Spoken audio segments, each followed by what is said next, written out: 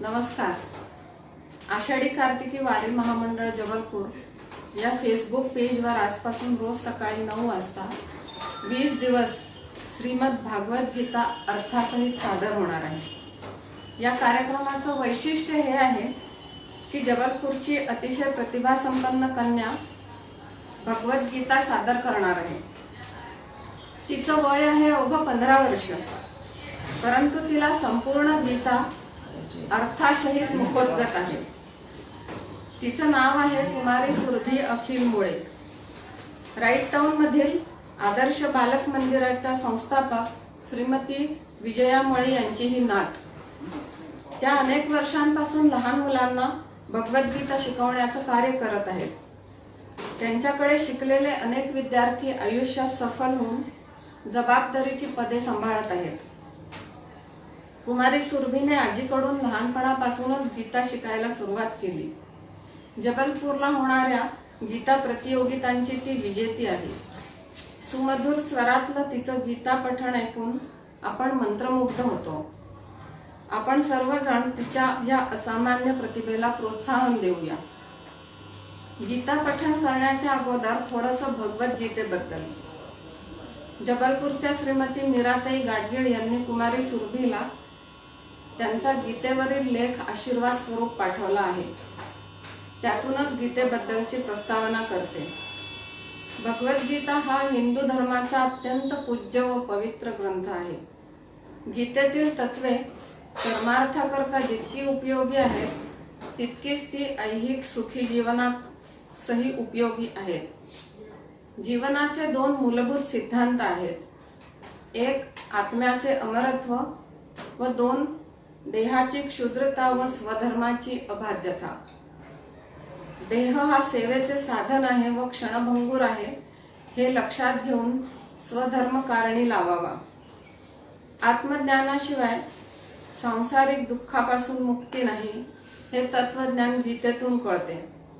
गीतेमध्ये नम्रता, सहनशीलता, अहिंसा, धैर्य, निगर्वीपणा, क्षमाशीलता, अनासक्ती, मानसिक स्थिरता, परमेश्वरावरील अनन्य भक्ती या गुणांवर ताबा असणाऱ्याला गुणातीत म्हटले आहे. भगवद्गीतेमुळे सत्व, रज, तम या त्रिगुणांना जिंकणे सोपे जाईल. गीता वाचन व पठण हे ऐहिक व पारमार्थिक दृष्टीने कल्याणकारक आहे. तर आजपासून आपण कुमारी सुरभी मुळे कडून भगवद्गीतेचे 18 अध्याय श्लोकांच्या अर्थासहित ऐकूया.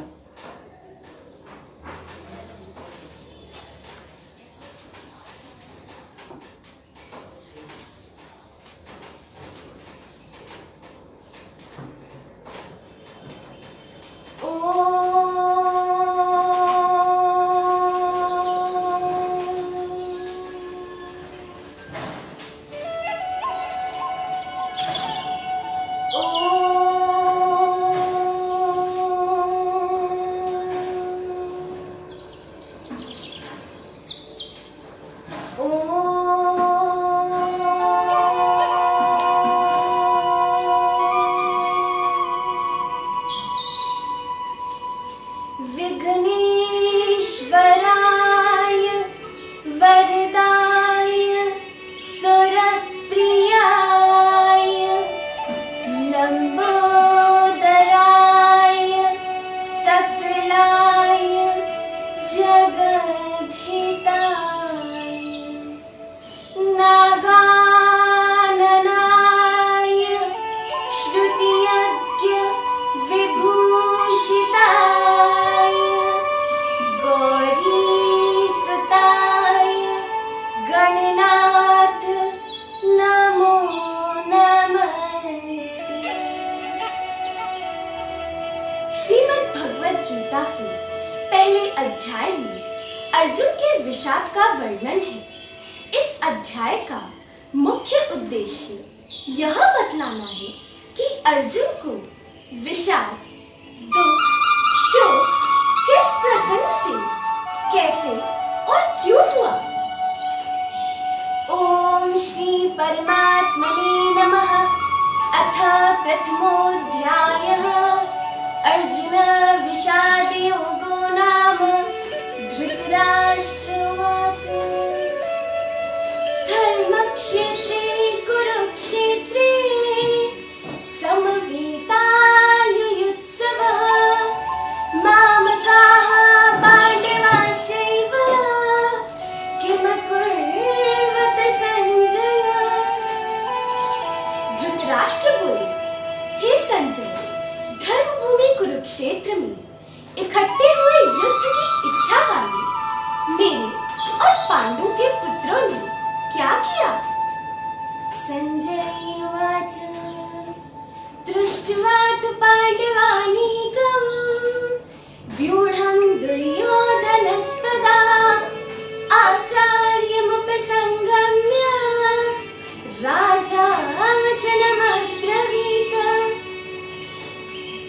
संजय बोले, उस समय राजा दुर्योधन ने पांडवों की सेना को व्यूहाकार खड़ी हुई देखकर आचार्य के पास जाकर ये वचन कहे, पश्यैतां पाण्डुपुत्राणाम् आचार्यमहतीं च मूं व्यूढां द्रुपदपुत्रेण तव शिष्येण धीमता।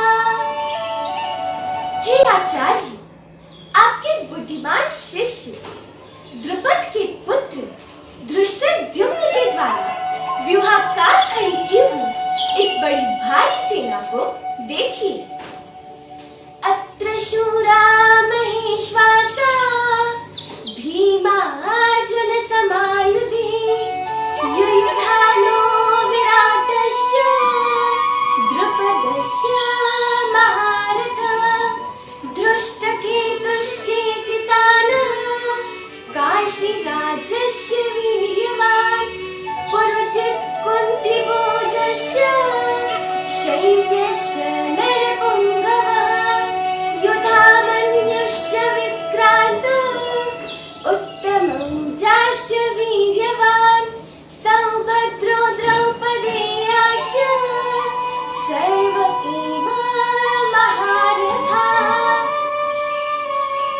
यहाँ पांडवों की सेना में बड़े बड़े धनुषों वाले भीम और अर्जुन के समान शूरवीर युयुधान, सात्यकी और महारथी राजा द्रुपद, धृष्टकेतु, चेकितान तथा बलवान काशीराज, पुरुजित कुंती भोज और मनुष्यों में श्रेष्ठ शैव्य पराक्रमी युधामन्यु, सुभद्रा पुत्र अभिमन्यु और द्रौपदी के पांचों पुत्र, ये सभी महारथी हैं। अस्माकं तु विशिष्टाये तान्निबोधद्विजोत्तम नायिका मम सैन्यस्य संज्ञार्थं तान् ब्रवीमि। हे ब्राह्मण श्रेष्ठ, अपने पक्ष में भी जो प्रधान हैं, उनको आप जान लीजिए। आपकी जानकारी के लिए मेरी सेना के जो जो सेनापति हैं, उनको मैं बताता हूँ। भवान् भीष्मस्य कर्णस्य कृपस्य समितिञ्जयः अश्वत्थामा विकर्णस्य सौमदत्तिस्तथैव च।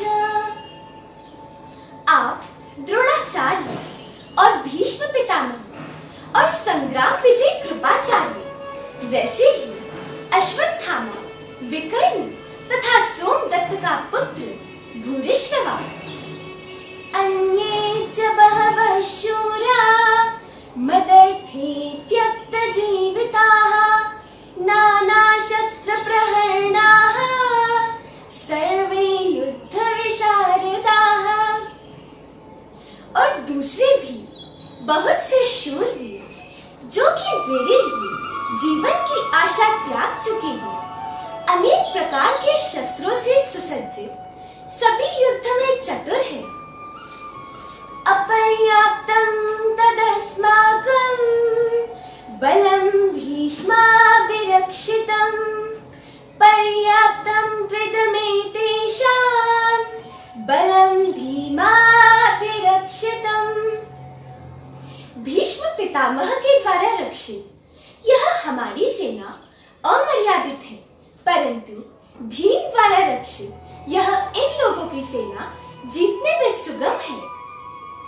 अयनेषु च सर्वेषु यथा भागमवस्थिताः भीष्ममेवाभिरक्षन्तु भवन्तः सर्व एव हि।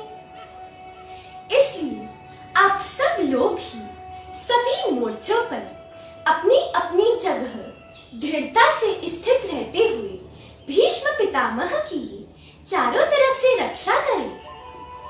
तस्य संजनयन् हर्षं कुरु वृद्धः पितामहः सिंहनादं विनद्य उच्चैः शंखं दध्मौ प्रतापवान्।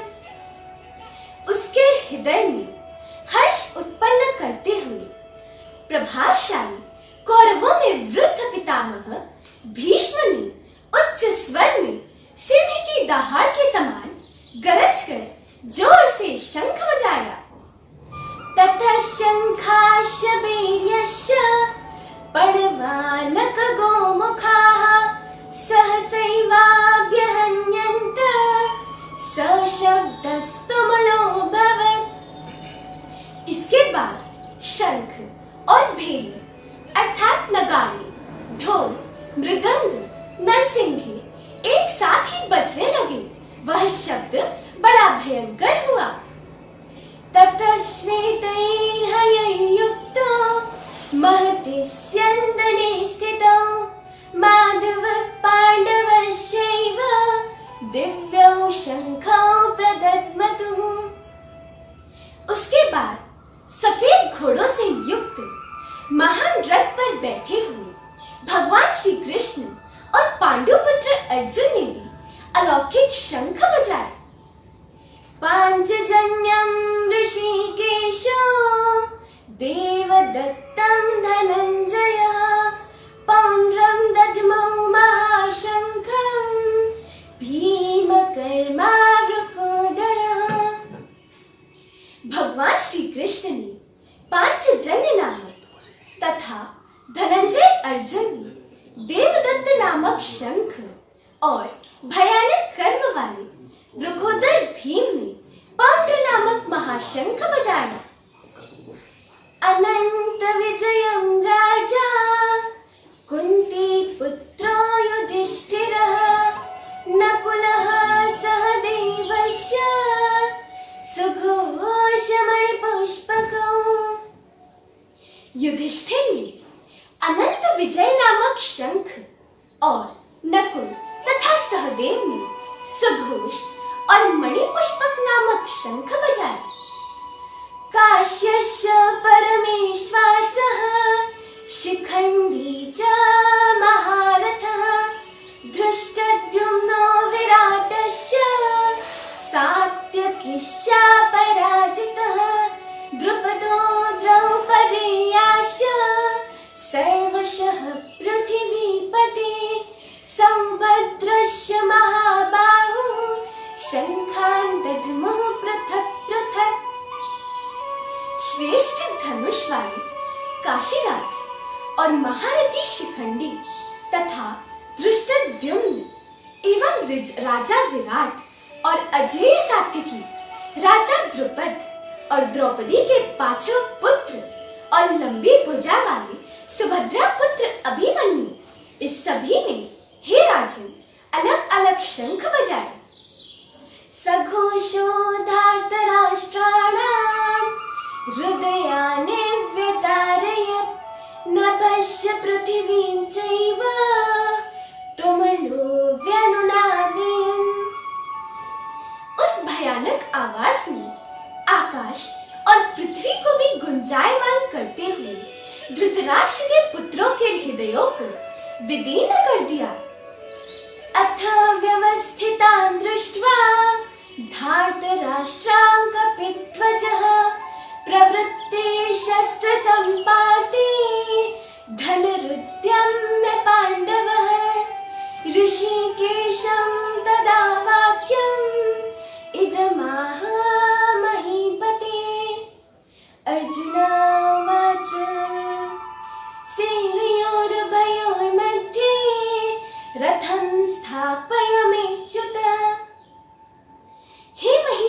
धृतराष्ट्र। इसके बाद हनुमान जी के चिन्ह की ध्वजा वाले अर्जुन ने व्यवस्थित रूप से खड़े हुए धृतराष्ट्र के संबंधियों को देखकर उस समय शस्त्र चलाने को तैयार होकर अपने गांडीव धनुष को हाथ में उठाकर ऋषिकेश भगवान श्री कृष्ण से यह वचन कहे कि हे अच्युत, मेरे रथ को दोनों सेनाओं के बीच में खड़ा कीजिए। यावदेतान् निरीक्षेऽहं योद्धुकामान् अवस्थितान् कैर्मया सह योद्धव्यम् अस्मिन् रणसमुद्यमे। जब तक मैं इन युद्ध की इच्छा वालों का जो युद्ध क्षेत्र में खड़े हुए हैं निरीक्षण कर लूं कि इस युद्ध रूप व्यापार में मुझे किन किन के साथ युद्ध करना योग्य है। योच्यमानान् वीक्षेऽहं य एतेऽत्र समागताः धार्तराष्ट्रस्य दुर्बुद्धिर् युद्धे प्रियचिकीर्षवः। दुर्बुद्धि दुर्योधन का युद्ध में प्रिय जाने वाले जो ये यहाँ उपस्थित हुए हैं उन सभी युद्ध करने वालों को मैं देखूंगा। संजय उवाच एवमुक्तो ऋषिकेशो गुडाकेशेन भारत सेनयोरुभयोर्मध्ये स्थापयित्वा रथोत्तमम् भीष्मद्रोण प्रमुखतः सर्वेषां च महीक्षिताम् उवाच पार्थ पश्येतान् समवेतान् कुरुनिति। हे धृतराष्ट्र, अर्जुन द्वारा इस प्रकार कहे गए श्री कृष्ण भगवान ने दोनों सेनाओं के मध्य में भीष्म और द्रोण के सामने प्रमुख रूप से और सब राजाओं के सामने अर्जुन के उत्तम रथ को खड़ा करके इस प्रकार कहा कि हे पार्थ, इन इकट्ठे हुए कौरवों को देख। तत्रापश्यत् स्थितान् पार्थः पितॄनथ पितामहान् आचार्यान् मातुलान् भ्रातॄन् पुत्रान् पौत्रान् सखींस्तथा श्वशुरान् सुहृदश्चैव सेनयोरुभयोरपि। इसके बाद वह पृथा पुत्र अर्जुन वहां उन दोनों सेनाओं के मध्य में खड़े हुए ताऊ, चाचाओं को, गुरुजनों को, पितामहों को, मामाओं को, भाइयों को, पुत्रों को, पोतों को, ऐसे ही मित्रों को, श्वशुरों को और सुहृदों को भी देखा। तान् समीक्ष्य स कौन्तेयः सर्वान् बन्धून् अवस्थितान् कृपया परयाविष्टो विषीदन्निदमब्रवीत्।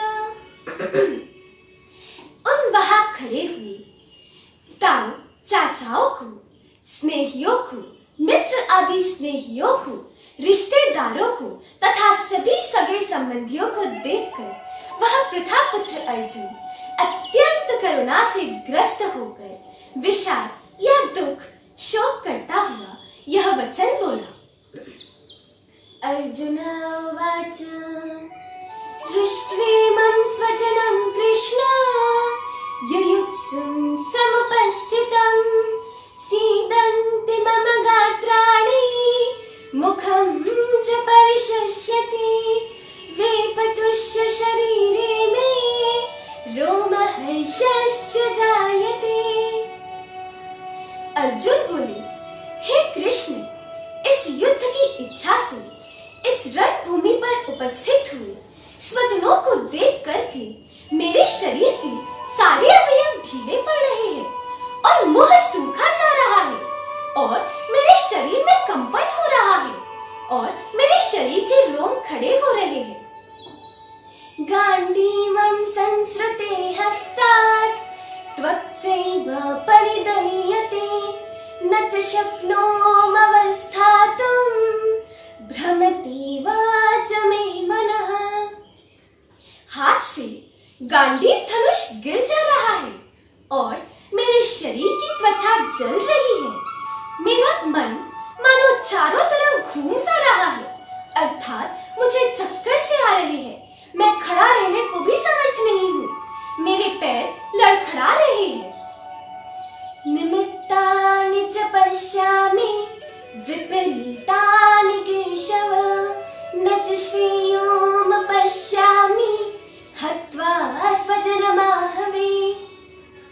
हे केशव, मैं निमित्तों को अर्थात लक्षणों को भी विपरीत ही देख रहा हूँ और इस युद्ध में स्वजनों को मारकर मैं कल्याण भी नहीं देख रहा हूँ।